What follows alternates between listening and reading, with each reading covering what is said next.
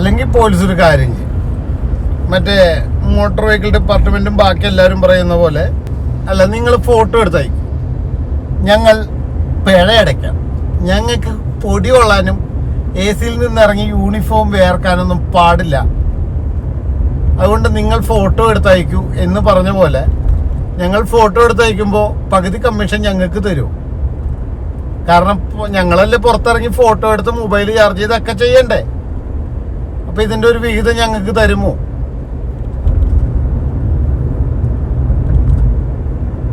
തരുമോ? സിറ്റിക്കകത്ത് ഒരു നല്ല റോഡ് പോലും ഇല്ലെങ്കിലും ഇതേപോലെയുള്ള ഭാരവാഹനങ്ങളൊക്കെ കടത്തി വിടൂ, കുറച്ചുകൂടി പൊളിയട്ടെ. എന്നാലാണ് എൻ്റെ നാട്ടിലെ ജനപ്രതിനിധികൾക്ക് വാഹന കമ്പനികളിൽ നിന്നും ഷോറൂമുകളിൽ നിന്നൊക്കെ വലിയൊരു എമൗണ്ട് ഇലക്ഷൻ പ്രവർത്തന ഫണ്ടിലേക്കൊക്കെ മേടിച്ച് എന്നെ പോലെയുള്ള അല്ലെങ്കിൽ ഞങ്ങളെപ്പോലെയുള്ള വരെയൊക്കെ ഇതേപോലെ ബുദ്ധിമുട്ടിക്കാൻ പറ്റത്തുള്ളൂ. ഏമാന്മാരുടെ കണ്ണിൽ മത്തങ്ങയൊന്നും അല്ലല്ലോ, ആണോ? അതോ തിമിരമൊന്നുമില്ലല്ലോ? ഉണ്ടോ? തിമിരമാണോ? ആണെങ്കിൽ പിന്നെ കുഴപ്പമില്ല കേട്ടാ. തിമിരത്തിന് ഇപ്പൊ ട്രീറ്റ്മെന്റ് ഉണ്ട്. മറ്റേ സർക്കാരിന്റെ ഭാഗമായിട്ട് മെഡിസിറ്റിന്ന് അങ്ങനെ എങ്ങാണ്ട് പറഞ്ഞൊരു ഇൻഷുറൻസ് കമ്പനി നിങ്ങൾക്ക് തിമിരത്തിനുള്ള ശസ്ത്രക്രിയയൊക്കെ ചെയ്തു തരുന്നുണ്ട്.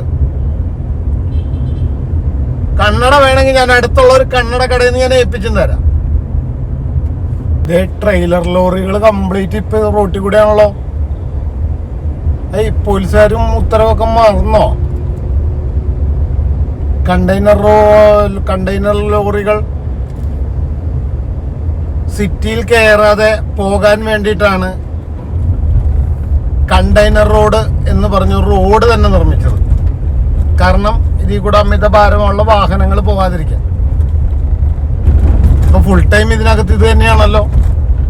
പോലീസിന് പ്രത്യേകിച്ച് എന്താ പണി? കള്ളു കുടിച്ചു പോകുന്നവരെ ഊതിക്കാൻ വേണ്ടി മാത്രമുള്ളതാണോ, അതോ പൊതുഖജനാവ് നിറയ്ക്കാൻ വേണ്ടിയിട്ടുള്ളതാണോ? ആണോ? അതിന് മാത്രമല്ലല്ലോ. ദേ നോക്കിയ 1, 2 എത്ര വണ്ടികൾ പോകുന്നു.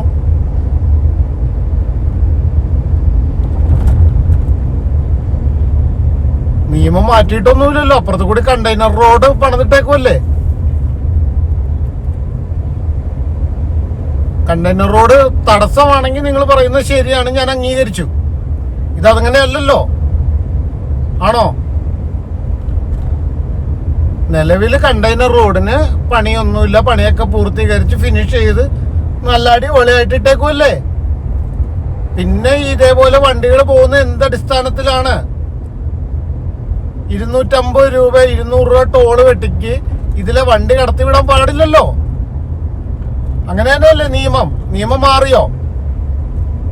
അതോ ഇവരൊക്കെ കൊണ്ടുവന്ന് രാത്രി ഏമാമാരുടെ വീട്ടിൽ കൊണ്ടുവന്ന് തരുന്നുണ്ടോ? അല്ല, ഈ പണ്ട് വാളയാർ ചെക്ക് പോസ്റ്റിൽ അങ്ങനെയായിരുന്നു. മോട്ടോർ വെഹിക്കിൾ ഡിപ്പാർട്ട്മെന്റില് ഏമാമാർക്ക് ഒരുപാട് വണ്ടികളുള്ള ഓവർലോഡ് വരുമ്പോൾ അവർക്കുള്ളത് വീട്ടിൽ ചെല്ലും, ബാക്കിയുള്ളത് ഒരു ചെറിയ വണ്ടിക്കാരൊക്കെ ചെക്ക് പോസ്റ്റിൽ കൊടുക്കുന്ന പോലെ. അങ്ങനെ വല്ല ഇടപാടുകളുമാണോ പോലീസും നിങ്ങളും തമ്മിൽ?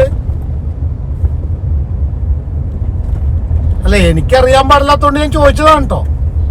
ഇനി ഉത്തരം പറയേണ്ടത് പോലീസും ബാക്കിയുള്ള അതോറിറ്റിയുമാണ്. കാരണം ട്രെയിലർ ലോറികളാണ് ഈ പോണത്, കണ്ടെയ്നറും വെച്ചോണ്ടല്ലേ പോണത് എങ്ങോട്ടാണ് നിങ്ങൾ നോക്ക്. ഹൈവേയിൽ കയറാനല്ല പോണത്, ആണോ? ആലുവ ഡയറക്ഷനിലേക്കാണ് പോണ വണ്ടികളും.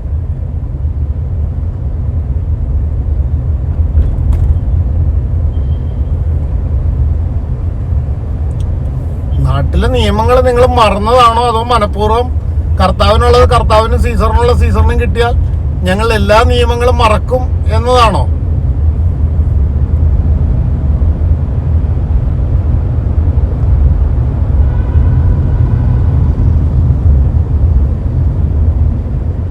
അങ്ങനെയാണോ? എനിക്കറിയില്ല, അതുകൊണ്ട് ഞാൻ ചോദിച്ചതാണ്. കാര്യത്തിലൊരു തീരുമാനം വേണ്ടേ? ഇപ്പൊ ഇവിടെ ഇട്ടാവട്ട ലോക്കലൊന്നും അല്ലല്ലോ ഈ പോണത് വണ്ടികള്, ആണോ? 40 ഫീറ്റ് കണ്ടെയ്നറും കൂടി കൊടുത്തു വിടും.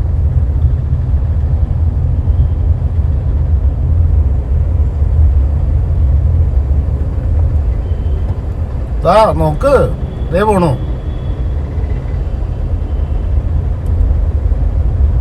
ആ 40 ഫീറ്റ് കണ്ടെയ്നറും കൂടി കടത്തി വിട്ടാർന്നെങ്കിൽ സെറ്റായേനേട്ടോ.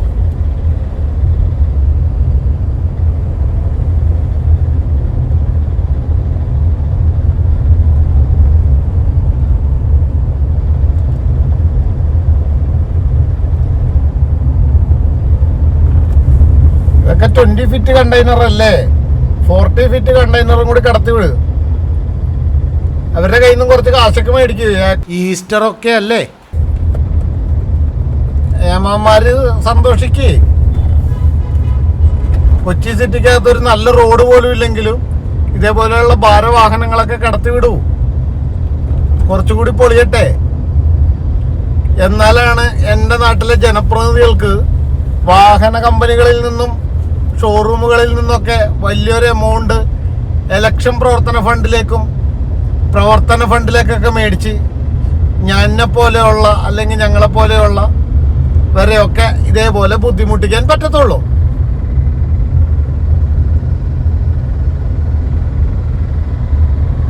നോക്ക്, പാലാരിവട്ടത്തേക്കും തിരിഞ്ഞില്ല ട്രെയിലർ. നേരെ പോകുന്ന നോക്കിക്കോ.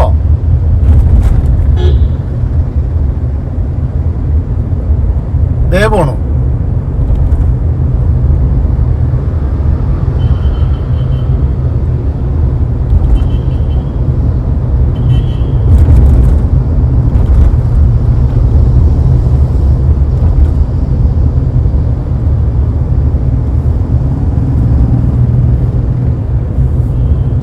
ട്രെയിലർ നോക്കിക്കോ. നോക്കൂ, കണ്ണ് തുറന്ന് കാണൂ. ഏമാന്മാരൊക്കെ കണ്ണ് തുറന്ന് കാണൂ.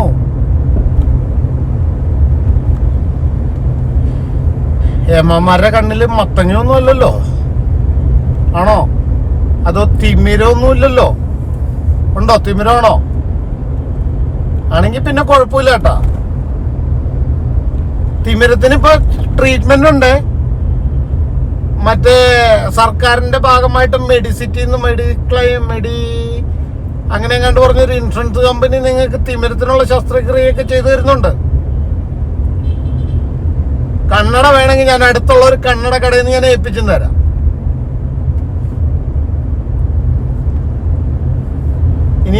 ഇനി സാമ്പത്തിക ലാഭം കൊണ്ടാണെങ്കിൽ നമുക്ക് വിജിലൻസിനെ വിളിച്ചു വരുത്താം.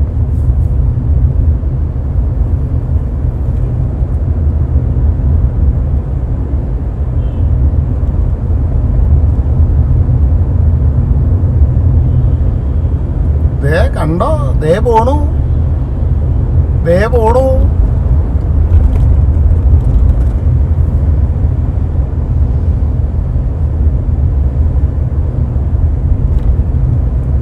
പുറകിലൊരു ട്രെയിലർ കൂടി വരുന്നുണ്ട് 20 ഫീറ്റിന്റെ.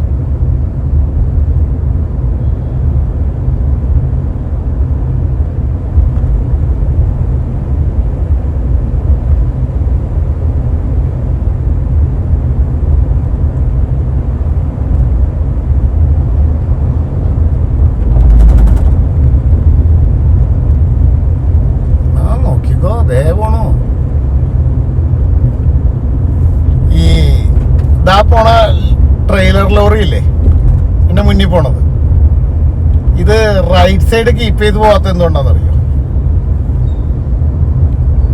വണ്ടി റൈറ്റ് സൈഡിൽ ഈ തൂണ് മഴയൊക്കെ പെയ്തേക്കണല്ലോ, അപ്പൊ തൂണിങ്ങനെ പൊങ്ങി ഇങ്ങനെ വരും. ഞാൻ പലതവണ ഞാനത് വാർത്ത ചെയ്തിട്ടുണ്ട്. മഴ പെയ്താൽ കൂണുകൾ പൊങ്ങുന്നത് പോലെ മെട്രോ തൂണുകൾ പൊങ്ങുന്നു എന്ന് പറഞ്ഞൊരു വാർത്ത ചെയ്തിട്ടുണ്ട്. അപ്പൊ അതുകൊണ്ട് സിറ്റിക്കകത്ത് ഇവരെപ്പോഴും മെട്രോ പോകുന്ന ഭാഗത്ത് കൂടി ഇവരെപ്പോഴും ലെഫ്റ്റ് കീപ്പ് ചെയ്തു. അത് കളമശ്ശേരി വരെയുണ്ട്.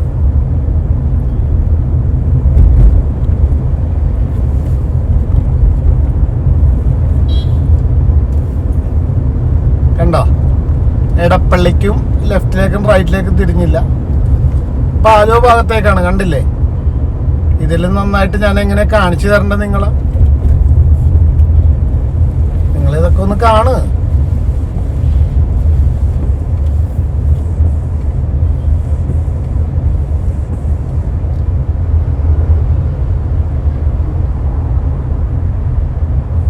നിയമം നടപ്പാക്കാൻ വേണ്ടിയിട്ടല്ലേ, അല്ലെങ്കിൽ എക്സിക്യൂട്ട് ചെയ്യാൻ വേണ്ടിയിട്ടല്ലേ പോലീസിനെയും ബാക്കിയുള്ള അതോറിറ്റിനെയും ഒക്കെ ഇവിടെ സ്ഥാപിച്ചേക്കണത്.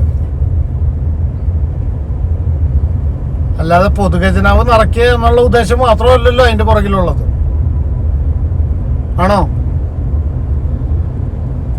സ്റ്റേറ്റ് ഖജനാവ് നിറയ്ക്കുക അതാണ് നിങ്ങളുടെ ജോലി എന്നല്ല. പറഞ്ഞ പോയ പോക്കിനൊരു തീരുമാനം ഉണ്ടാക്കണം. മേലിൽ ആവർത്തിക്കുന്നില്ല എന്ന് ഉറപ്പുവരുത്തുകയും വേണം.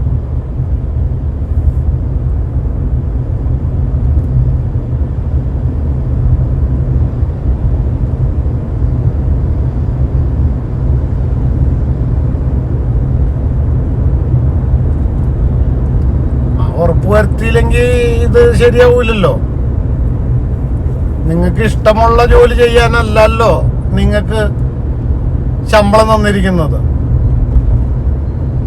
ജനങ്ങളുടെ സുരക്ഷ ഉറപ്പാക്കാനുള്ള ബാധ്യത കൂടി നിങ്ങൾക്കുണ്ട്. അത് നിങ്ങൾ കൃത്യമായിട്ട് ചെയ്തേ മതിയാകൂ. അല്ലെങ്കിൽ ഞാൻ എന്തായാലും അടുത്ത സ്റ്റെപ്സ് ഞാൻ എടുക്കും. ആ സ്റ്റെപ്പ് എടുക്കാൻ വെച്ചേക്കണത് ഞാൻ പോലീസിൽ പരാതി കൊടുക്കാനാണ്. പോലീസിന് മാത്രമല്ല, ഞാൻ ബാക്കിയുള്ള അതോറിറ്റിക്കും ഞാൻ പരാതി കൊടുക്കാനാണ് എൻ്റെ തീരുമാനം. സിറ്റിക്കകത്ത് നിയമലംഘനം വേണ്ട. കാരണം നിങ്ങൾ ആ വണ്ടിയുടെ ഹൈറ്റ് നോക്കിക്കോട്ടോ. കണ്ടോ?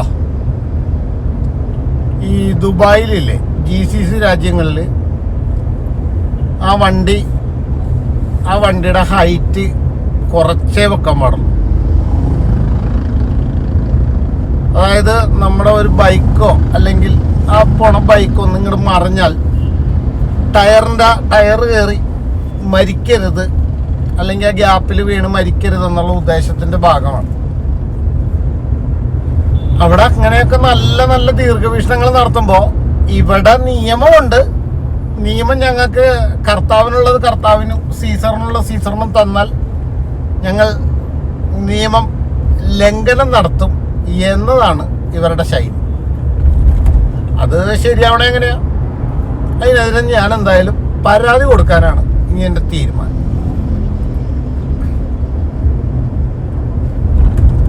കാരണം നിയമലംഘനം നടത്താൻ പാടില്ലല്ലോ.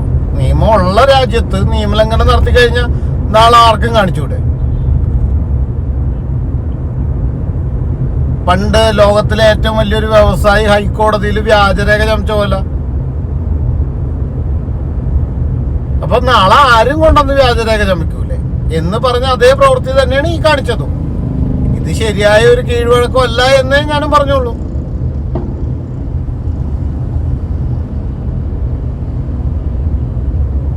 ആ നിയമലംഘനമാണ്. ആ നിയമലംഘനം നടത്താൻ പറ്റത്തില്ല. അങ്ങനെ നടത്തിയ ആർക്കും നാളെ എന്തും കാണിച്ചൂടെ? സാധാരണക്കാരൻ മാത്രം നിയമം പാലിക്കണം, കാശ് കൊടുത്താൽ എന്തും ചെയ്യുമെന്നുള്ളൊരു സ്ഥിതിവിശേഷം വന്ന് ജുഡീഷ്യറി ആണെങ്കിലും ബാക്കിയുള്ളവരാണെങ്കിലും തകർന്നു എന്ന് തന്നെയാണ് അതിന്റെ അർത്ഥം, അല്ലേ? അല്ലാന്ന് നിങ്ങൾക്ക് ആർക്കെങ്കിലും പറയാവോ? ഭരണഗതിരാ കേന്ദ്രങ്ങൾ തകർന്നു എന്നതിന്റെ ഏറ്റവും വലിയ ഉദാഹരണമാണ് നിയമത്തെ നോക്കുകുത്തിയാക്കുക.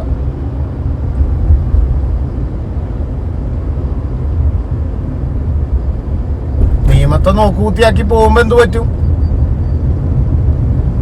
ഇതേപോലെ ഇരിക്കും.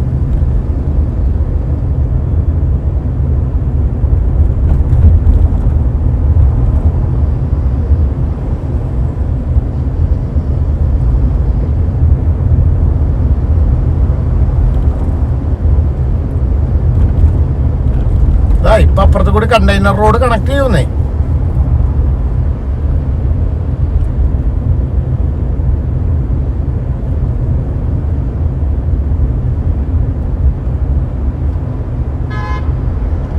അല്ലെങ്കിൽ പോലീസ് ഒരു കാര്യം ചെയ്യും, മറ്റേ മോട്ടോർ വെഹിക്കിൾ ഡിപ്പാർട്ട്മെന്റും ബാക്കി എല്ലാവരും പറയുന്ന പോലെ അല്ല, നിങ്ങൾ ഫോട്ടോ എടുത്തയക്കും, ഞങ്ങൾ പിഴ അടയ്ക്കാം. ഞങ്ങൾക്ക് പൊടി കൊള്ളാനും AC-യിൽ നിന്നിറങ്ങി യൂണിഫോം വേർക്കാനൊന്നും പാടില്ല, അതുകൊണ്ട് നിങ്ങൾ ഫോട്ടോ എടുത്തയക്കൂ എന്ന് പറഞ്ഞ പോലെ ഞങ്ങൾ ഫോട്ടോ എടുത്തയക്കുമ്പോൾ പകുതി കമ്മീഷൻ ഞങ്ങൾക്ക് തരും. കാരണം ഞങ്ങളല്ലേ പുറത്തിറങ്ങി ഫോട്ടോ എടുത്ത് മൊബൈൽ ചാർജ് ചെയ്തൊക്കെ ചെയ്യണ്ടേ? അപ്പൊ ഇതിന്റെ ഒരു വിഹിതം ഞങ്ങൾക്ക് തരുമോ?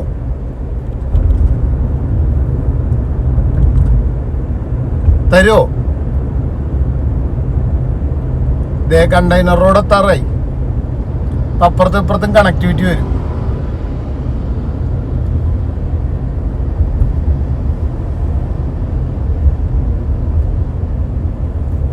നിയമത്തെ നോക്കുകൂത്തിയാക്കാനുള്ളതല്ല, നിയമം നടപ്പിലാക്കുക അല്ലെങ്കിൽ എക്സിക്യൂട്ടീവ് ചെയ്യുക എന്നുള്ളതാണ് നിങ്ങളുടെ ജോലിയെങ്കിൽ അത് നിങ്ങൾ കൃത്യമായിട്ട് ചെയ്യണം.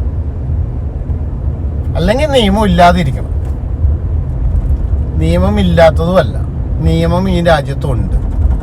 കൊച്ചി സിറ്റിക്കകത്ത് കൂടി ട്രെയിലർ ലോറികൾ പോകാതിരിക്കാൻ വേണ്ടി അല്ലെങ്കിൽ പ്രവേശിക്കാതിരിക്കാൻ വേണ്ടിയിട്ടാണ് കൃത്യമായിട്ട് ഒരു സൈഡിൽ റോറോ സർവീസും ഒരു സൈഡിൽ കൂടെ കണ്ടെയ്നർ റോഡ് കയറി പോകാനും കൂടി ഉള്ളൊരു വഴി ഉണ്ടാക്കിയിട്ടുള്ളത്. അതെല്ലാ നിയമങ്ങളെയും കാറ്റിപ്പറത്തിക്കൊണ്ടാണ് ദേ പോകുന്നു. അതോ ഇലക്ഷൻ ഫണ്ട് കിട്ടിയത് കൊണ്ടാണോ എന്നൊന്നും എനിക്കറിയില്ല. എന്തായാലും ഇതൊക്കെ കാണേണ്ടതും പിടിക്കേണ്ടതും നടപടി എടുക്കേണ്ടതും നിങ്ങൾ തന്നെയാണ്. നിങ്ങൾ തന്നെ നടപടി എടുക്കണം. അല്ലാതെ വേറെ ആർക്കും നടപടി എടുക്കാൻ പറ്റൂല. നിങ്ങൾ നടപടി എടുത്തില്ലെങ്കിൽ വരും ദിവസങ്ങളിൽ വേറെ കുറച്ച് മാമന്മാരെ ഞാൻ വേണമെങ്കിൽ വിളിച്ചു വരുത്തി കൊണ്ടുവരാം.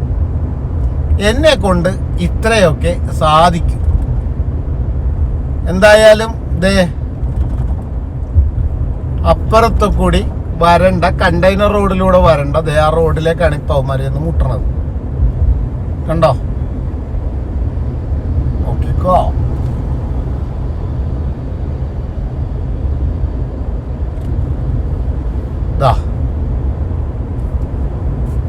ഇതാണ് കണ്ടെയ്നർ റോഡ്. ദേ കണ്ടെയ്നർ റോഡ് കിടക്കണ നോക്കി. കണ്ടോ? ദേ കിടക്കണ കണ്ടെയ്നർ റോഡ്.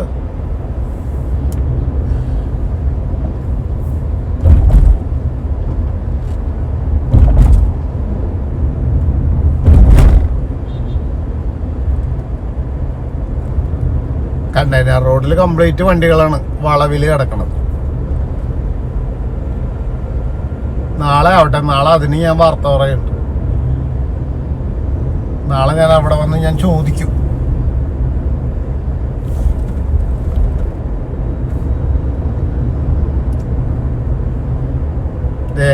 കണ്ടില്ലേ? കണ്ടെയ്നർ റോഡിൽ നിന്നും വരുന്ന വാഹനങ്ങൾ ടോള് വെട്ടിച്ച് നിയമം കാറ്റിപ്പറത്തിയും ദേ പോകുന്നു.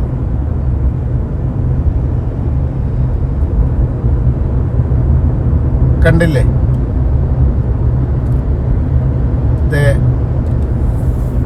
ഇനി നിങ്ങൾ തീരുമാനിക്കൂ എന്ത് ചെയ്യണമെന്ന്. കാരണം എനിക്ക് പറയാനുള്ളത് ഞാൻ ഇവിടെ വെച്ച് പറഞ്ഞ് അവസാനിപ്പിച്ചു.